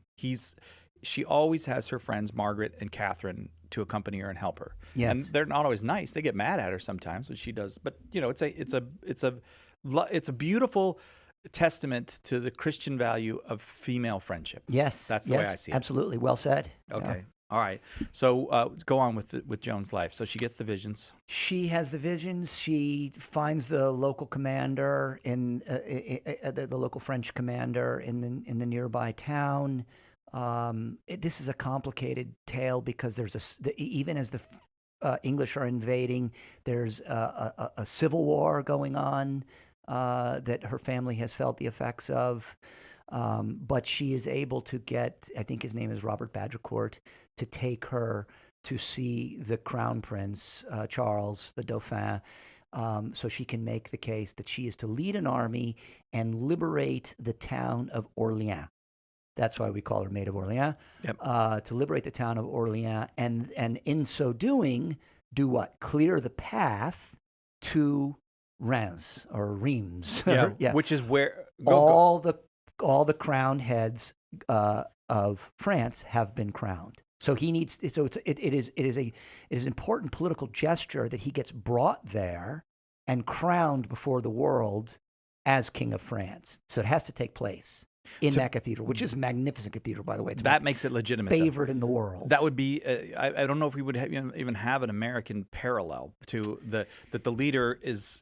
I mean, we have the inauguration and all that. Like you're not. I guess that has to take place on the steps of the Capitol or something like that. But it doesn't contain any significance, and here's why. Yeah. Because that spot where that cathedral is built, and I tell this in my lecture on Saint Joan, is where Saint Remy, or Remigius, baptizes Clovis, who is the first Christian king of France. Yeah, exactly. Yeah, brought in by his wife Clotilde. Yeah, and when you want to think about Clovis, you could think about the period. An analogy might be to. There's no person that analogizes it, but Clovis becoming Christian is like what happened with Our Lady of Guadalupe in Mexico many years later, that a whole country is Christianized because of an event. And so the Clovis event is the Christianizing of the barbarian place of France. Yeah, and barbarian is a good word here. Yeah, he in the way that Guadalupe did that for Mexico later. It's well said, Cy. Clovis wasn't a gentle fellow. No, there were no gentle fellows then. No. Right? That you didn't last long if you were very gentle. But that's the significance of that spot. Yeah. So this is right. And this is exactly what she does. I mean, the campaign is the Loire Valley campaign, and when we do our next river cruise or something, we'll have to go to the Loire Valley. Yeah. And but that siege of Orleans is, I mean, it is a moment in the Christian story, but it's a moment in political military history as well. So tell me about that, because I don't know that part of it. Like that, she changes the way cities are attacked from an old model to a new model. Well, it's a kind of an interesting time in military history where walled cities are beginning to fade as cannons get better and better. Right. Now that isn't something that happens overnight. It's over a period of centuries. But nonetheless, the critical thing is that she arrives at Orleans when the French have really just decided to throw in the towel. Yeah, right. Yeah, there's right. The spirits are completely defeated. Yeah, but she goes and she saves the city, and she does this by we got to talk about how she does it, because it's important. Joan doesn't lead from behind. No, that's not Joan of Arc style. We're having fun talking about Joan of Arc. I really think that Chris and I could do it for 10 hours, but she's worth it. And you think the story's good so far? Oh, it gets better. And Chris has got a Joan of Arc challenge for you, too. Coming up. When we come back right after this on our Memorial Day edition of Catholic Answers Live.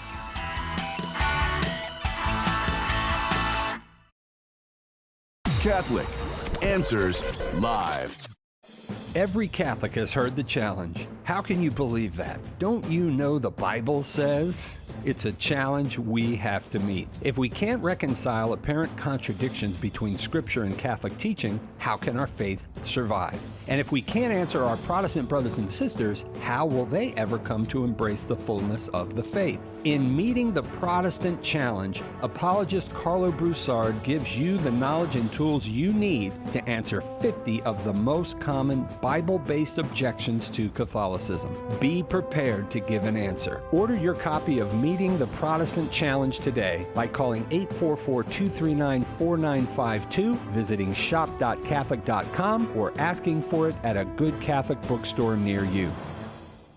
Many Catholics ignore the Bible. They say they have the Church instead. But we should embrace sacred Scripture, not just as the revealed Word of God, but as a Catholic work, intimately connected with the Church from the earliest centuries. In The Bible as a Catholic Book, apologist Jimmy Akin shows how the Bible cannot exist apart from the Church, in its origins, in the truths it contains, in its careful preservation over the centuries. Scripture is inseparable from the Catholic faith. This is fitting, since both come from God for our salvation. If you're a Catholic who sometimes gets intimidated by the Bible as a Catholic Book will help you better understand and take pride in this gift that God gave the world through the Church. After all, Catholics are the original Bible Christians. Order your copy of The Bible as a Catholic Book today by calling 1-844-239-4952, visiting shop.catholic.com, or asking for it at a good Catholic bookstore near you. Miss a show? Make sure to catch up by downloading the podcast, available online at Catholic.com.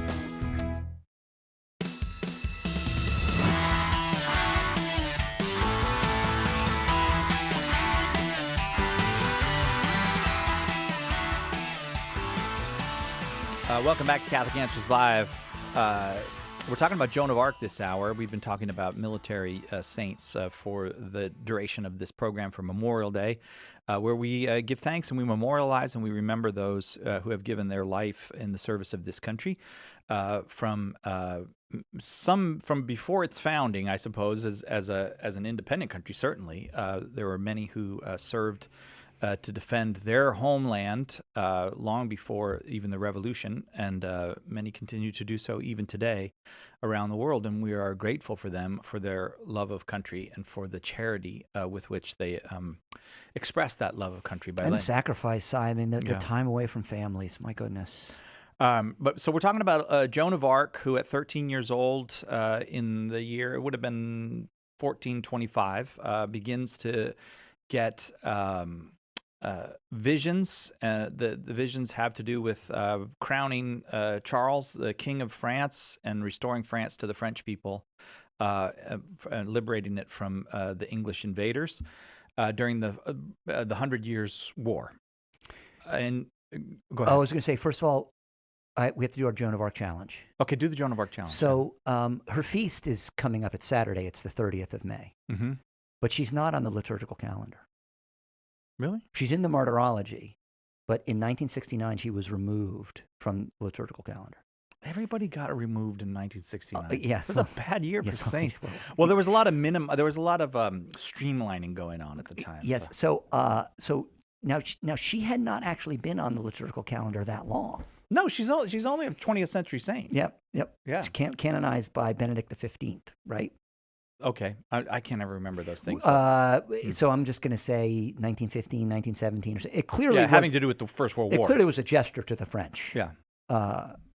So anyway, there's two challenges here. One is there a saint that has spent less time on the liturgical calendar than Saint Joan? Joan. So if you can find one, yeah, tell me. Yeah. Now here's the other one: is there a saint that has more memorials or statues? Oh, right. In the United States or in North America, if you want, on public land. Oh, really? Than Saint Joan. Yeah. I'm not talking about the statue of St. Francis that we all have in our garden. No, right. Okay. But St. Joan is... I believe that there is no saint in the United States that has more statues on public land. And I can rattle off about 6 right now. Let me give you... Okay, go ahead. Well, I don't know that we need to, but so here's the challenge. If anybody who sends me the most, or one, a saint of whom there are more public statues... Yeah.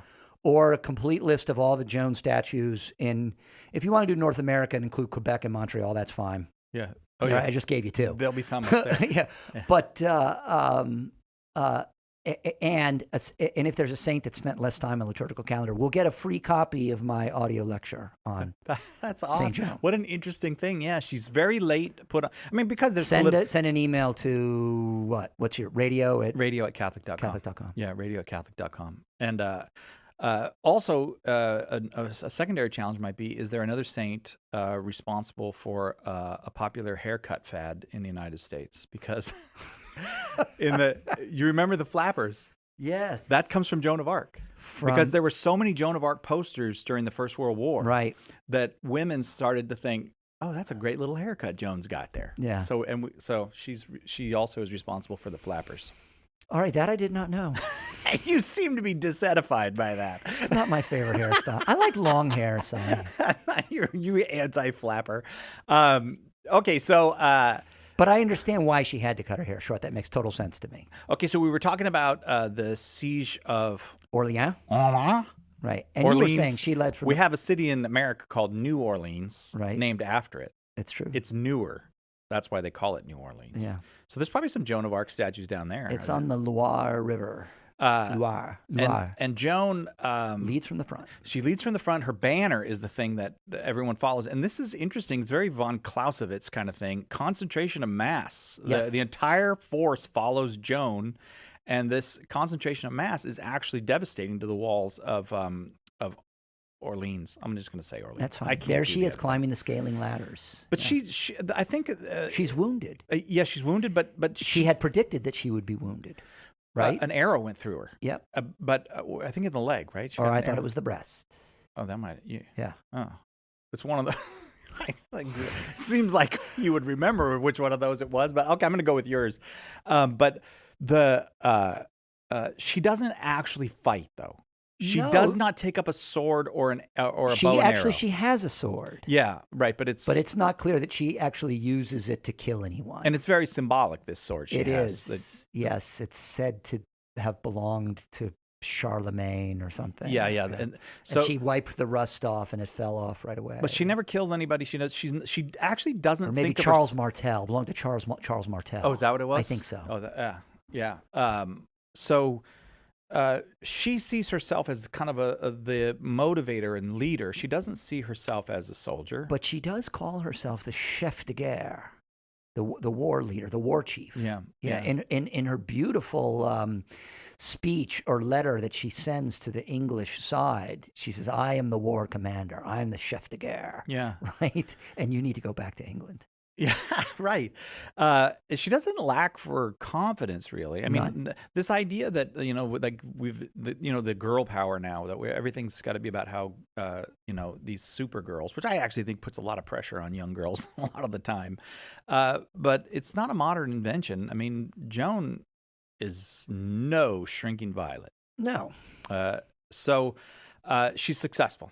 She is. At Orleans. She clears the way to. There's several other battles.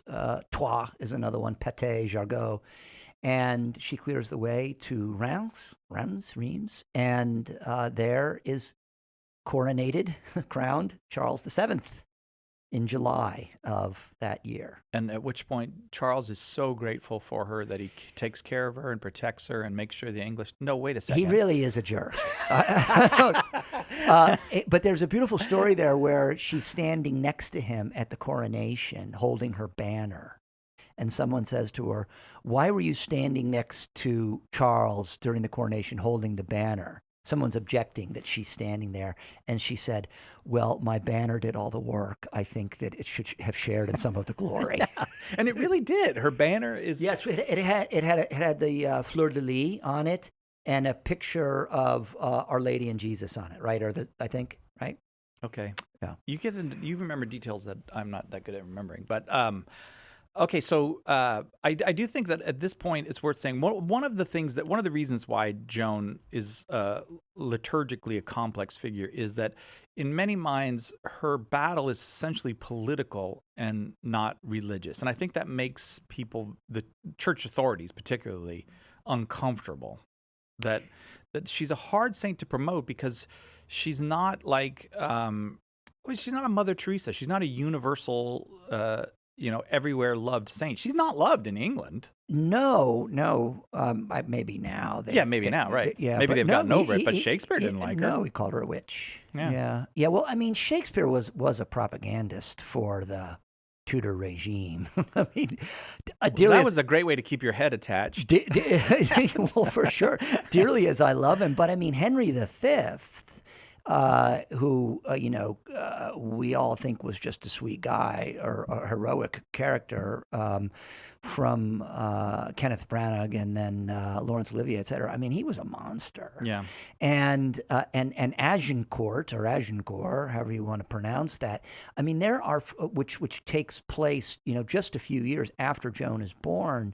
There are French noblemen who, according to the customs of the day, are surrendering there on the battlefield, and they get their throats slit. Yeah. In complete expectation of being ransomed. Yeah. Captured and ransomed, which was the custom of the day. And then Henry's campaign across Normandy is brutal.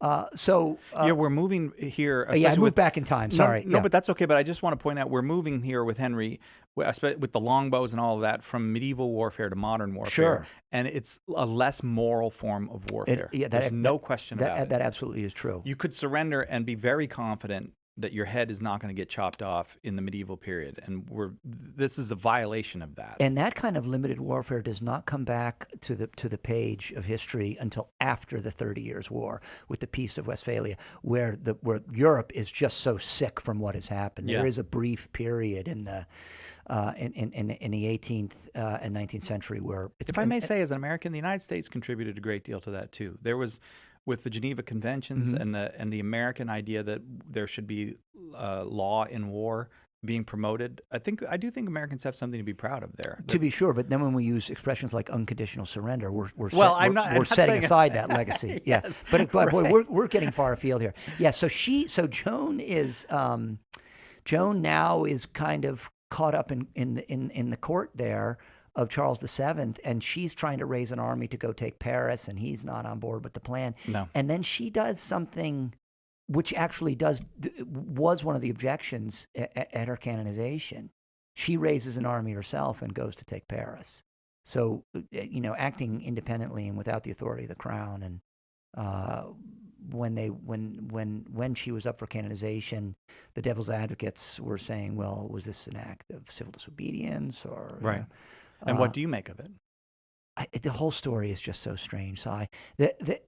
I'm trying to think of a story where you have God intervening in the political history of a nation, like at this level. Right. And there really isn't one. I mean, Our Lady of Guadalupe is, but that's Our Lady. Right? Yeah. And it's not political at all. No. There's no political implications really to Guadalupe. Well, I mean, it's the overthrow of the Aztec regime. So I guess you could say, well, but that really preceded that. Yeah, but it does. But Yeah. what we're trying to do is bring about the Christianization of the New World here. But in the case of what I don't know. It's France is the eldest daughter. Has this special place in the heart of our Lord, perhaps, and certainly in the heart of Our Lady, as Father Hugh likes to point out. She's appeared in France more than any other places. Our Lady has. Or it's just the French brag about it more than other people. No. But I think there are more approved Marian apparitions in France than in any other country. And it makes perfect sense. And because Our Lady loves French. It's a beautiful language. So if you come to believe, as I have come to believe, that Joan is an act of God, really, that Joan is... that Jesus is actively at work in the life of Joan, sending Michael the Archangel, sending Margaret and Catherine, giving her mission. And this has to do with history that will unfold 100 and 200 and 300 years after the life of Joan. And we'll take a break and we'll talk. You and I can I debate. know where you're going. You think so? I think so. All right. So what is this and all I agree about? with you. Why would this happen? Why would God get involved in this little 100 years war with this girl from Domremy and make this happen? If you come to believe that he did, you got to have some reason why would he do it, Right. and we'll do that when we come back. Hang on, we'll be right back with more Catholic Answers Live. Underwriting for Catholic Answers Live is provided by Real Estate for Life. Real Estate for Life connects homebuyers and sellers to real estate agents while supporting pro-life organizations. On the web at realestateforlife.org.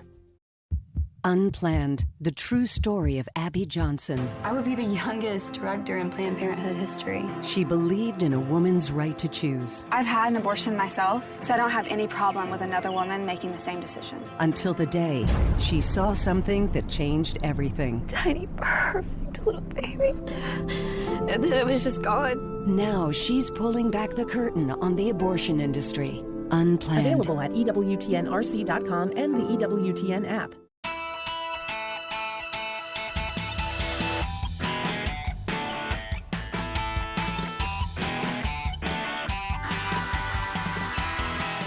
Welcome back to Catholic Answers Live.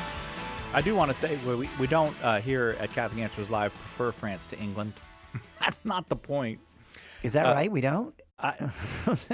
Well, I mean, you might prefer. I think you're going to declare here. You know, I don't think you can. I don't think you can be a Catholic apologist and prefer one country. I'm technically not an apologist, so well, you run an apologetics organization. So this is what I'm going to say. In the 1066 contest, I completely side with the Anglo-Saxons.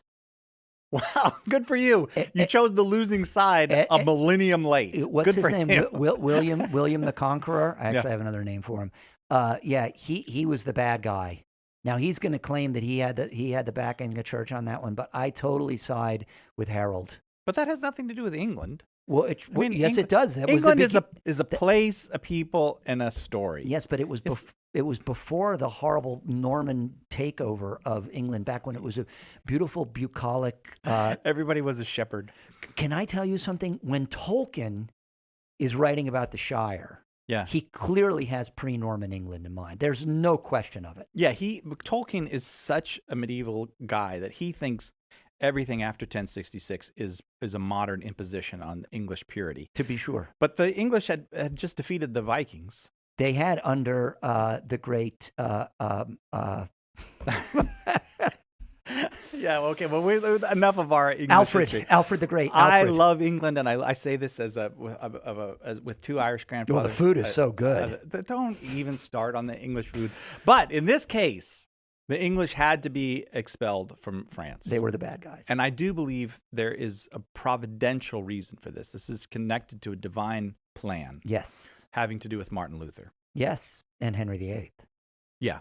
And Calvin and Zwingli and the whole crowd and Elizabeth II. Yes, because France is preserved from the errors of the Protestant rebellion. Had France been England in the 1500s, which it was not because of Joan of Arc, that France would have been, a suburb of London. Had it not been for Joan of Arc, then the Protestant Reformation would have come to France. Yeah, and the Protestant Reformation, as Monsignor Philip Hughes, who's the great English historian of the Reformation in England and throughout Europe as well, he makes the point in his short volume on the Reformation. He said, it's because of England that the Reformation spreads all over the world. Because what a great point. The Protestantism, I should say, spreads all over. The errors of Protestantism spread all over the world because England evolves into an empire almost as great as Spain, and so third in the world behind Rome, Spain, England, I guess you could say. Rome, okay, yeah. So it just in imperial history, but yeah, it's because of England that Protestantism spreads its errors all over the globe into the New World. But the thing is, though, look at the New World. Most of it is Catholic. And it is now, even today, the heartland of the Catholic world. If you said, where is the exact epicenter of the Catholic world, it's probably somewhere in Colombia. Brazil. Right. Yeah. I mean, Right. I think Brazil is the largest Catholic country in the world. Yeah, that's right. Yeah. Right. Now, someone listening say these aren't Catholic countries. Or I mean, the expression of the faith there. Yeah, they are. They're Catholic countries who are suffering through the modern confusion, just like everybody else. Right. But they're Catholic countries. Right, they are. Their founding is Catholic. Sure. Which is not something that we can say for our country. No, that's right. We don't have a Catholic personality. We don't have this is a primarily Protestant country with a Protestant ethic and and periods of anti-Catholicism. Sure. Significant ones. Right. Yeah.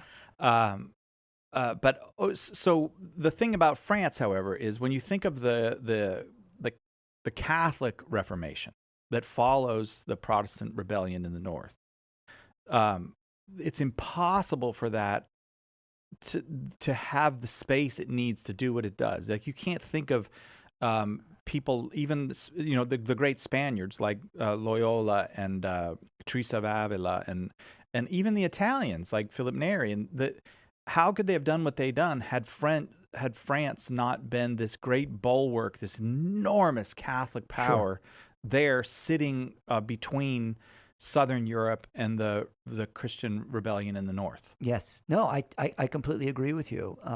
Now, when France does go off the rails, boy, does she. Yeah, but it's much, much later. Yes. I mean, Columbus sailing is in 1492 to what ends up being the discovery of the New World, is in a sense a protected event because Portugal and Spain and Italy are all protected by France sitting on top of them. In fact, I would argue that had it not been for the Inquisition in Spain and the homogeneity, the religious homogeneity of the Iberian Peninsula, that the discovery of the New World could not have taken place.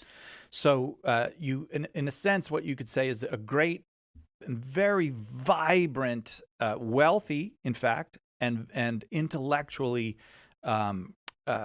powerful Catholic culture is preserved all across Southern Europe because France, under Joan of Arc, is maintained as France, and all of that. I mean, you just think of the intellectual power, the contributions that are being made in places like Salamanca during this time, and all throughout Italy. You think of the great age of discovery and exploration. These are all products of Catholic Southern Europe. Yes. And then you come to the Americas, and now we have, I don't know, 1 billion Christians in the Americas, 1 billion Catholics, because I'm just guessing at the number. No, it's true, because Spain doubles the size of the world. Yeah, right, in 1492. Yeah. So I say that because I think you need some kind of context for Joan. What is all this about? And you have made it global. I do believe it is, though. I agree with you. I mean, that's the way God operates. Of course. 13-year-old girls really matter in the plan of God. Sure. They are not superfluous extra accoutrement. Look at that French. Yeah.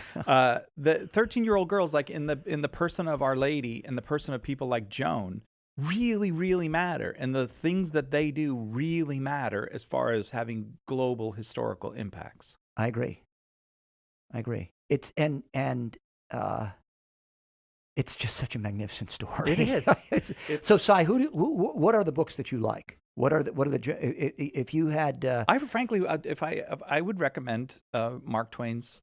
I like novel Twain's very much because I guess novels are maybe easier for me to read than history. I don't know. Well, you and I are English majors. I think you get deeper into the human condition when you have when you have the liberties that fiction grants. I'll tell you what. If I could say again, just go read the transcripts of the trial yourself. It's not a boring old transcript. I would say everybody that wants to meet Joan personally in a way. Like, this is a very strange thing that you have this medieval saint whose word for word utterances are recorded, because that's how the courts worked, word for word. This is a legal transcript. And the thing she says, and I want to mention one thing she says, because it's maybe just the most perfect Christian witness ever. But they're trying to get Joan. They're trying to get a charge of heresy against Joan. And before we leave, I also want to talk about her dressing like a man, because that's the thing that people are interested in. But and they say, "Are you in a state of grace, or do you know whether you are in a state of grace?" Yes. And Joan doesn't answer the question with anything except a prayer. Right. She says, "If I am, may God keep me there, and if I am not, may He restore me." Right. And that's a paraphrase, but this is such a perfect, this is a Christ-like answer of, who do you serve? Should I pay the tax to Caesar? Right. Render unto Caesar what is Caesar's. Yes, well said. Like, it's that perfect that you see the people trying to trap her utterly dumbfounded. Right. Because she's, because she's Joan. I don't know how else. And doubtless it just infuriated the French bishops who were basically puppets of the English regime in wanting her dead. Yeah. All right. What would you recommend? I like Hilaire Belloc's. Oh, how great! Yeah, and I love the Twain as well. Belloc's is more Catholic. I mean, it is, and it's shorter. So if you were just going to pick one thing up and you just wanted to read something fairly quickly in a couple of days, I would recommend Belloc's. All right. If you want to read something long and quite accurate, but from a very unexpected source, I recommend the Vida Sackville-West. I don't know it. Yeah. I'll just say this: not exactly a person who you would think would have written a really good, accurate history of Joan. That's another thing about Joan. She's so appealing to the modern audience. She just does. She has this strange appeal. All right, dressing like a boy, dressing like a man. Which she does, by the way, from the very first. Just even when she leaves Domremy to get to Chinon to see because she's going in disguise. But not just that. Wearing pants protects her in the way wearing a dress does not. Right. And no, it's to preserve her chastity. She is bound in these pants. Like, she will not remove them, to put on a dress, even in prison. In those days, a woman in prison has the right to be cared for by women. There should be no men in a woman's prison. Right. It's illegal for there to be men in a women's prison. She was denied every right. She was denied right of counsel. Yeah. She's imprisoned in a men's prison guarded by men. That's why Joan's wearing pants. That's why she's not wearing a dress. If you want to, it's got nothing to do with modern, and God bless them. I'm not trying to hate on anybody, but it's got nothing to do with modern queer theory. No. It's got nothing to do with Joan. This is a sign of the intense bravery of this girl. She knows exactly what she's dealing with. There's a line in Chesterton where he says, I'm going to get this 80%. He says, a woman like Joan, who knew why women should not wear pants, was absolutely justified in wearing them. That's it. Yeah. That's it. And here's the trick. If she had changed and put on a dress and then gone back to wearing pants, she's guilty of heresy because of a technicality of the law. Right. That if you correct a behavior and then go back to that behavior, you can be killed for heresy. You're allowed, in other words, to correct your behavior once. That's why she never would do it, because even if just once she did it, then in court, they could have said, well, you reformed, and then you abandoned the reform a second time, and now you deserve a sentence of death. The sentence of death, by the way, was nullified by the Pope just about 20 years after her death. So she no longer is under any cloud of the penalties that were assigned to her. She was not guilty. I visited the spot in Rouen. Where she was burned? Yes. Yeah. 3 times she was burned. Joan of Arc, pray for us. Amen. Chris Check, thank you very much. Really God bless you, appreciate it. Si. It's been a great couple hours. Yeah, and God bless everybody on this Memorial Day. We'll pray for continued healing and renewed prosperity for everyone around the world. Raise a glass to fallen comrades. Yes, please do, and commend them to the intercession of Joan of Arc. We'll see you tomorrow, God willing, right here on Catholic Answers Live.